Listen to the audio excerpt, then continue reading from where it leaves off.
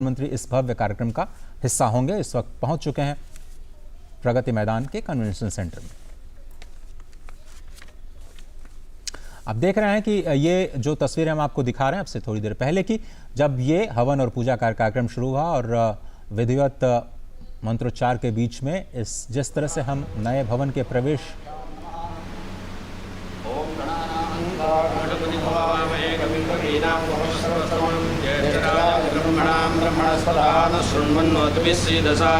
वक्रतुंड महाकाय सूर्यकोटिसमप्रभा निर्विघ्नं कुरु मे देव सर्वकार्येषु सर्वदा। श्रीमन्महागणाधिपतये नमः। निर्विघ्नमस्तु। ओम नमः सूर्याय चंद्राय मंगलाय गुरुशुक्रशनिभ्यश्चराय शून्यायां शुभपुण्यमहातिथौ अस्य यजमानस्य मम कश्यपगोत्रोद्भवस्य अनुराधा नक्षत्रे वृश्चिकराशौ जातस्य नरेन्द्रदामोदरमादिनामधेयस्य आयुरारोग्य ऐश्वर्याभिवृद्ध्यर्थं समस्तजनानां क्षेमस्थैर्यधैर्यवीर्यविजयाभयायुरारोग्यानन्दैश्वर्याभिवृद्ध्यर्थं धर्म अर्थ काममोक्ष चतुर्विध पुण्यफलपुरुषार्थसिद्ध्यर्थम्।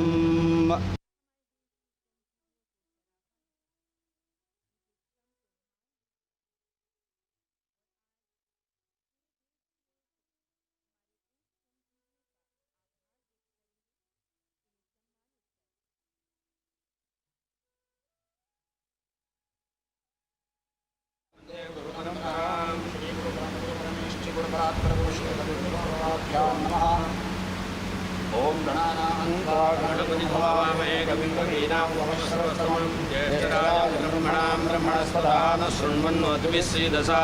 वक्रतुंड महाकाय सूर्यकोटिसमप्रभा निर्विघ्नं कुरु मे देव सर्वकार्येषु सर्वदा। श्रीमन्महागणाधिपतये नमः। निर्विघ्नमस्तु। ओम नमः सूर्याय चंद्राय मंगलाय गुरुशुक्रशनिभ्यश्चराय शून्यायां शुभपुण्यमहातिथौ अस्य यजमानस्य मम कश्यपगोत्रोद्भवस्य अनुराधा नक्षत्रे वृश्चिकराशौ जातस्य नरेन्द्रदामोदरमादिनामधेयस्य आयुरारोग्य ऐश्वर्याभिवृद्ध्यर्थं समस्तजनानां क्षेमस्थैर्यधैर्यवीर्यविजयाभयायुरारोग्यानन्दैश्वर्याभिवृद्ध्यर्थं धर्म अर्थ काममोक्ष चतुर्विध पुण्यफलपुरुषार्थसिद्ध्यर्थम्।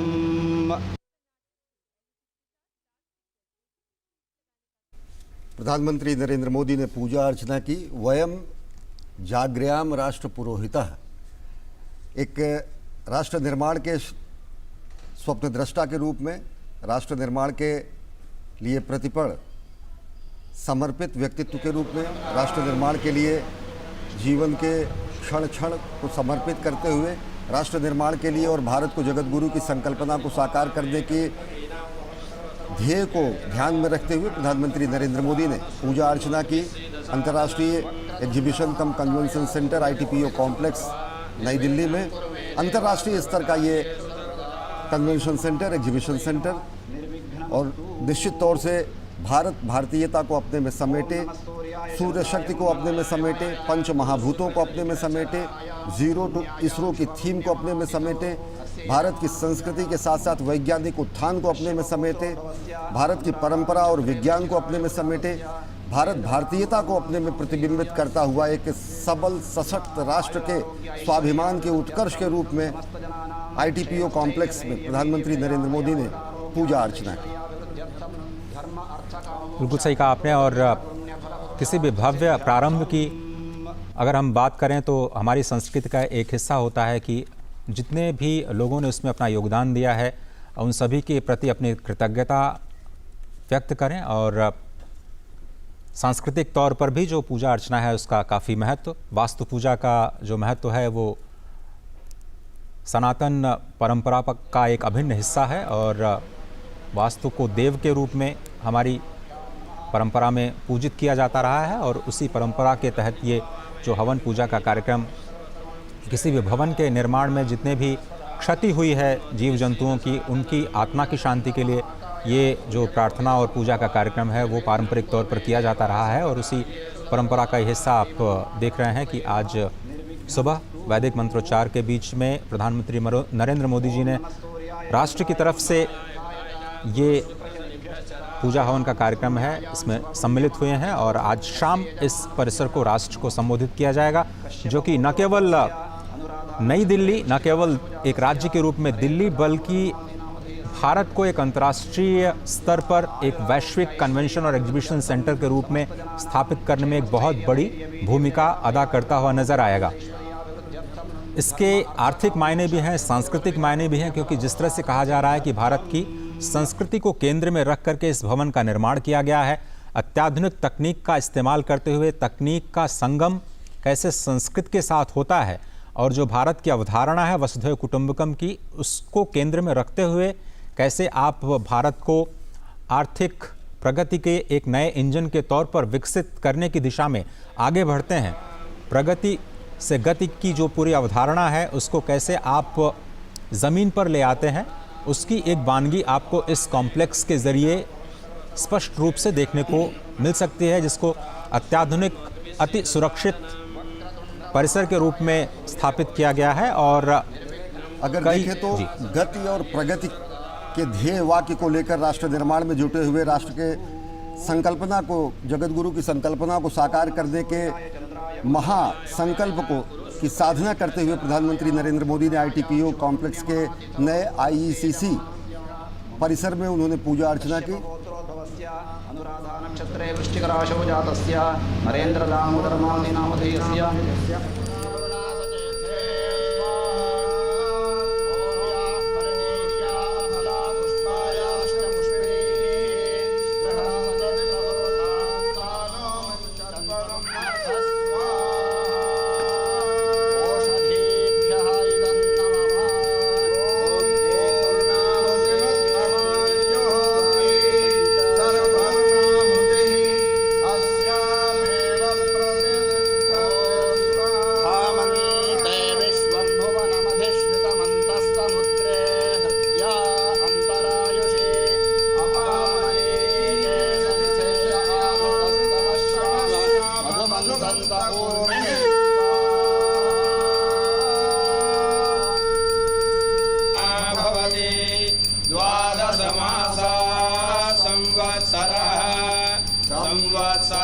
संवत्सरमेवावरुन्धे मौञ्जी भवति ऊर्ध्वै मुञ्जाः ऊर्जमेवावरुन्धे विश्वरतेन विद्रावरुणासचेत्से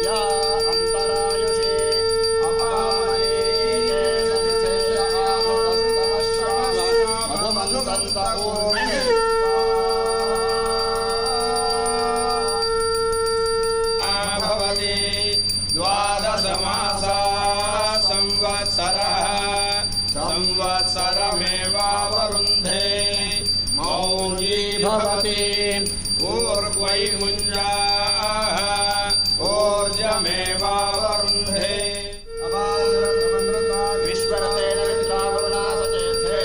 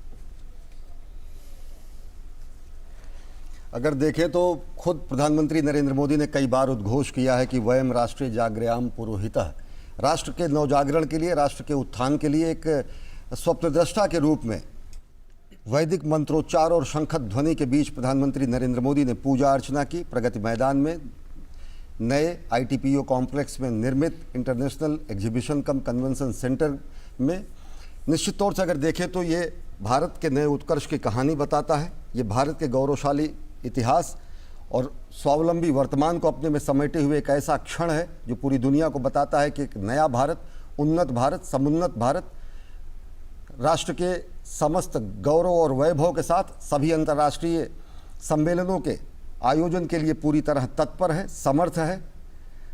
अगर देखें तो ये प्रगति मैदान भारत की शक्ति और तकनीक के प्रदर्शन का स्थान है। अगर देखें तो ये प्रगति मैदान व्यापार वाणिज्य के समागम का महासंस्थान है। ये भारत के गौरव और भविष्य के सपने को सजोए हुए भारत का वर्तमान है। ये एक भारत श्रेष्ठ भारत के साथ साथ सशक्त भारत की पहचान है। ये नया प्रगति मैदान है। ये आत्मनिर्भर भारत की संकल्पना के साथ साथ जगत गुरु भारत के गौरव का गान है। ये नया प्रगति मैदान है। ये उन्नत प्रौद्योगिकी की अभिव्यक्ति और नवोदित नवाचार का व्याख्यान है। ये नया प्रगति मैदान है। साथ ही साथ ये नए भारत के सामर्थ्य, शक्ति, स्वाभिमान का महागान है। ये नया प्रगति मैदान है जहाँ पर प्रधानमंत्री नरेंद्र मोदी ने पूजा अर्चना की, शंख ध्वनि के बीच, वैदिक मंत्रोच्चार के बीच, और साथ ही साथ हमारी वह सनातन संस्कृति के वो मूल मंत्र जो कहते हैं वसुधैव कुटुंबकम, जो अंतरिक्ष से लेकर चराचर में शांति की कामना करते हैं, जो विश्व के कल्याण की कामना करते हैं, जो सर्वे भवन्तु सुखिनः सर्वे सन्तु निरामयः की अभ्यर्थना करते हैं, जो हर एक व्यक्ति में नर और नारायण के रूप में हर व्यक्ति की सेवा की अभिव्यंजना करते हैं, उन्हीं भावनाओं को समेटे हुए प्रधानमंत्री नरेंद्र मोदी ने पूजा अर्चना की ITPO कॉम्प्लेक्स में निर्मित इंटरनेशनल एग्जीबिशन कम कन्वेंशन सेंटर में। अजय, और इस पूजा और अर्चना के पीछे का अगर हम सांस्कृतिक या फिर पारंपरिक महत्व को समझने की कोशिश करें तो ये हमारे जो पंचदेवों की पूरी अवधारणा है वो पंच प्रकृति के साथ जुड़ी हुई है। स्पष्ट तौर पर हमारे वेदों में कहा गया है, आकाशस्य धिपो विष्णु अग्निश्चयो महेश्वरी वायो सूर्यक्षिते रीशः जीवनस्य गणाधिप। किस तरह से हमारे जो पंचदेव हैं वो पंचभूतों के साथ, पंच प्रकृति के साथ स्पष्ट तौर पर उनको जोड़ा गया है, उनको सम्मिलित किया गया है। किस तरह से हमारे विष्णु को स्थिति या फिर कहें कि पालन का देवता माना जाता है, ब्रह्मा या सूर्य को किस तरह से आप सृजन का देवता मान सकते हैं, भगवान शिव को जिस तरह से संहार के देव के रूप में स्वीकार किया गया है, माँ शक्ति को निग्रह यानी किस तरह से नियंत्रण किया जाए प्रकृति के ऊपर उसकी शक्ति के रूप में स्वीकार किया गया हो, भगवान गणपति को अनुग्रह के रूप में स्वीकार किया गया। इन पंचभूतों के प्रति हमारा जो सद्भाव है, हमारी जो सद्भावना है, हमारा जो समर्पण है, हमारी जो श्रद्धा है, उसको व्यक्त करने के लिए ये जो पूजा और हवन का कार्यक्रम किया जाता है, जिसमें उन पंच प्रकृति को प्रसन्न करने की जो सारी विधा है उसका पालन करते हुए आप किस तरह से उन तमाम जीवों की आत्मा को प्रणाम करते हैं जिनको क्षति पहुंची होगी भवन निर्माण में। जैसा कि आप जानते हैं बहुत सारे छोटे मोटे जीव जंतुओं को अपने प्राण गंवाने पड़ते हैं। तो इस उपलक्ष्य में ये जो वास्तु शांति का ये पूरा कार्यक्रम जो किया जाता है किसी भी भवन को समर्पण करने से पहले, ये काफ़ी महत्व रखता है प्रकृति के संरक्षण के लिहाज से। और जिस तरह से अश्विनी जी ने कहा कि हम न केवल सांस्कृतिक अवधारणा को प्रगति के साथ जोड़ने का कार्यक्रम करते हैं बल्कि उसको संरक्षण के साथ भी जोड़ करके देखते हैं। और प्रकृति का दोहन प्रधानमंत्री लगातार कहते रहे हैं कि हमारी अवधारणा है कि हम प्रकृति के जो पंच महाभूत हैं उनके दोहन तक अपने आप को सीमित करें, उनके क्षय पर अपना फोकस न करें, उनको संरक्षित करें, उनको किसी भी तरह के क्षरण से बचाएं। दोहन तक तो हम कह सकते हैं, जैसे आप गाय को माँ माना जाता है, आप उनके दुग्ध पान करने के लिए उनका दोहन तो कर सकते हैं, लेकिन उनके क्षय को सर्वथा वर्जित किया गया। इसी तरह से प्रकृति से हम कितना लें और कितनी हमारी क्षमता है या कितना हमारा अधिकार है प्रकृति के उन तत्वों पर अपने प्रगति के इस्तेमाल करने के लिए, ये एक संदेश है। भवन तो आपको पूरी दुनिया में बहुत बड़े बड़े अट्टालिकाएं ज़रूर मिल जाएंगी, बहुत बड़े बड़े कन्वेंशन सेंटर ज़रूर मिल जाएंगे, लेकिन पूरी दुनिया में उन भवनों के जरिए संदेश क्या जाता है वो भी महत्वपूर्ण हो जाता है। आप सौर शक्ति का संदेश देते हैं, वसुधैव कुटुंबकम का संदेश देते हैं, प्रकृति के संरक्षण का संदेश देते हैं, साथ ही साथ अपने भारत को अत्याधुनिक तकनीक के साथ पूरी दुनिया के साथ जोड़ने का भी प्रबंध करते हैं और पूरे दुनिया को निवेश के लिए आकर्षित करते हैं। ये जो सम्मिश्रण है परंपरा का, पूरी दुनिया को शांति और सद्भाव का संदेश देने का, प्रकृति के संरक्षण का, वो संदेश इन कार्यक्रमों के जरिए सिंबॉलिक रूप से ही सही बल्कि पूरी दुनिया में स्पष्ट रूप से जाता हुआ दिखाई देता है। ऐसे दृश्य आपको दुनिया में और कहीं नहीं दिखेंगे। आपको भवन जरूर दिख जाएंगे, अट्टालिकाएं जरूर दिख जाएंगी, बड़े बड़े सेंटर्स, कन्वेंशन सेंटर्स, बड़ी बड़ी क्षमता वाले मशीनरी और इंडस्ट्री 4.0 की क्षमता वाले बड़े अत्याधुनिक तकनीक के साथ में मशीनरी या फिर फैक्ट्रीज जरूर दिख जाएंगी, लेकिन इस तरह का संदेश आपको दिखाई नहीं देगा जहां पर सभी के कल्याण की भावना और प्रकृति के संरक्षण की भावना उसमें समाहित हो। अजय, जब हम ये दृश्य देखते हैं तो निश्चित तौर से ये केवल विधि विधान से पूजा अर्चन ही नहीं है, ये राष्ट्र का चिंतन है, ये राष्ट्र का अभिवादन है, ये राष्ट्र का अर्चन है। और अगर देखें तो कहा गया है कि तन से, मन से, धन से, तन मन धन जीवन से हम करें राष्ट्र आराधन, अंतर से, मुख से, कृति से, निश्चल हो निर्मल मति से, श्रद्धा से, मस्तक नति से हम राष्ट्र करें अभिवादन। हम हंसते शैशव से, अपने खिलते यौवन से, प्रौढ़ता पूर्ण जीवन से हम करें राष्ट्र का अर्चन। अपने अतीत को पढ़कर, अपना इतिहास उलटकर, अपना भवितव्य समझकर हम करें राष्ट्र का चिंतन। जब प्रधानमंत्री नरेंद्र मोदी कहीं ना कहीं राष्ट्र निर्माण की बात करते हैं तो उसमें राष्ट्र चिंतन समाहित होता है, राष्ट्र का पूजन समाहित होता है, राष्ट्र का अभिवादन समाहित होता है, राष्ट्र का अर्चन समाहित होता है। और वही चिंतन, मनन, पूजन, अभिवादन, अर्चन और राष्ट्र निर्माण की परंपरा को आगे बढ़ाते हुए इस समय आप देख रहे हैं प्रधानमंत्री नरेंद्र मोदी ने विधिवत पूजा अर्चना की। पत्र फल और पुष्प जल से, भावना ले हृदय तल से, प्राण के पल पल विपल से आज आराधन करें। विश्व गुरु तव अर्चना में भेंट अर्पण क्या करें, जबकि तन मन धन तुम्हारे और पूजन क्या करें। और देखिए ये अद्भुत दृश्य है जब प्रधानमंत्री नरेंद्र मोदी श्रमेव जयते की हमारी परंपरा का उद्घोष करते हैं। सत्यमेव जयते अगर भारतीय परंपरा का महत्वपूर्ण केंद्र बिंदु है तो महत्वपूर्ण केंद्र बिंदु यह भी है जब अभिवादन करते हैं प्रधानमंत्री नरेंद्र मोदी श्रमजीवियों का, श्रम साधकों का। ये कर्मयोगी का सम्मान है राष्ट्र की तरफ से, हमारे श्रमयोगियों का, हमारे श्रमजीवियों का, हमारे श्रम साधकों का। और ऐसे अनेक उदाहरण हमने देखे, हमने उदाहरण देखे हैं जब प्रधानमंत्री नरेंद्र मोदी ने श्रम की शक्ति को नमन किया है और ये नमन समूचे राष्ट्र का होता है। अजय, बिल्कुल मुझे याद आता है वो दृश्य जहां पर आप भी मौजूद थे कुंभ के अवसर पर 2019 में, जब उन्होंने पांव पखारे थे उन श्रमजीवियों के जिन्होंने कुंभ में अपनी महत्वपूर्ण भूमिका अदा की थी, उन सफाई कर्मियों के पांव पखारे थे। उसके बाद नए संसद भवन के निर्माण के बाद जब वो श्रमजीवियों से मिले, वो भी तस्वीरें स्पष्ट रूप से अभी ताज़ा तरीन है। आपको याद होगा जब काशी कॉरिडोर का निर्माण हुआ था तो किस तरह से उन्होंने अपनी कुर्सी हटा करके जितने श्रमजीवी थे उनके ऊपर पुष्प वर्षा के साथ में उन्होंने अपनी तस्वीरें खिंचाई थी। और कुछ इसी तरह की एक बार फिर से दृश्य और वानगी हमें स्पष्ट तौर पर प्रगति मैदान के इस परिसर से सीधे तौर पर स्पष्ट नजर आ रही हैं, जहां पर एक बार फिर से उन श्रमजीवियों को सम्मान के तौर पर वो उनसे उनका हालचाल जानते हैं, उनके अनुभव को साझा करते हुए नजर आते हैं और एक कनेक्ट दिखाई देता है। समाज के सबसे निचले व्यक्ति तक पहुंचने का जो कनेक्ट है प्रधानमंत्री का, वो स्पष्ट तौर पर बार बार ऐसी घटनाओं से हमें स्पष्ट तौर पर देखने को मिल जाता है।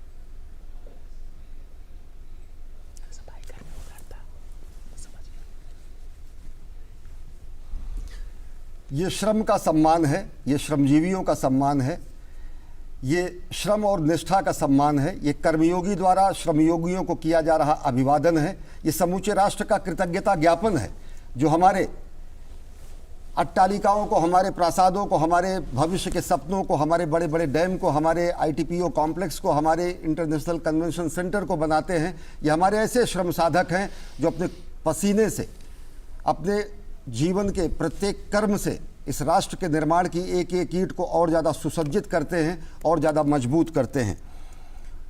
निश्चित तौर से अजय कहा गया है कि उद्यमेन ही सिद्धंति कार्याणि न मनोरथे न ही सुप्तस्य सिंहस्य प्रविशन्ति मुखे मृगाः। ये पौरुष है, ये श्रम है, ये साधना ही है जो कि व्यक्ति को सफलता प्रदान कराती है, क्योंकि सोए हुए व्यक्ति के मुख में स्वयं मृग नहीं पहुंचता है, कि सोए हुए सिंह के मुख में मृग नहीं पहुंचता है। ऐसी अनेक सूक्तियां हमारे सुभाषितान में कही गई हैं, अनेक सूक्तियां ऐसी कही गई हैं जो हमें प्राण प्रण से हमेशा परिश्रम करने की प्रेरणा देती हैं, और यह श्रम और यह परिश्रम ही सफलता के नए सोपान बनाता है। और इन्हीं श्रमजीवियों ने मूर्त रूप दिया है उस कल्पना को जिसमें प्रधानमंत्री मोदी को लगा कि भारत में भी एक अंतर्राष्ट्रीय स्तर का कन्वेंशन सेंटर होना चाहिए, एग्जीबिशन सेंटर होना चाहिए, और कैसे उसको भारत की संस्कृति और परंपरा के साथ जोड़ते हुए इस भवन का निर्माण किया गया होगा। इन्हीं श्रमजीवियों ने उसे मूर्त रूप देने का काम किया। चाहे वो शंख की आकृति में मुख्य भवन के निर्माण की बात हो, जिसके केंद्र में विश्व के भरण पोषण की धारणा स्पष्ट तौर पर दिखाई देती है, क्योंकि शंखध्वनि हमारी परंपरा में शांति और धर्म स्थापना की प्रक्रिया का एक प्रारंभ माना जाता है। पंच महाभूत की अवधारणा को दिखाता हुआ जो पूरा का पूरा जो कॉम्प्लेक्स है वो हमारी प्रकृति के प्रति प्रेम और हमारे प्रकृति के प्रति समर्पण को दिखाता है।